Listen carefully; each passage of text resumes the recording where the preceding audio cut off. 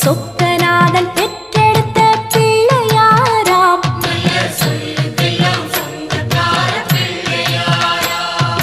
கைலாய மலைய விட்டு தெற்கே வந்தாராம்.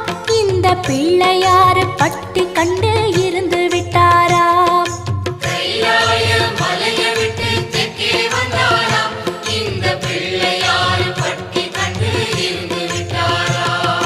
கணபதியார் வந்தாரம்மா, நம்ம உறவாக நின்னாரம்மா.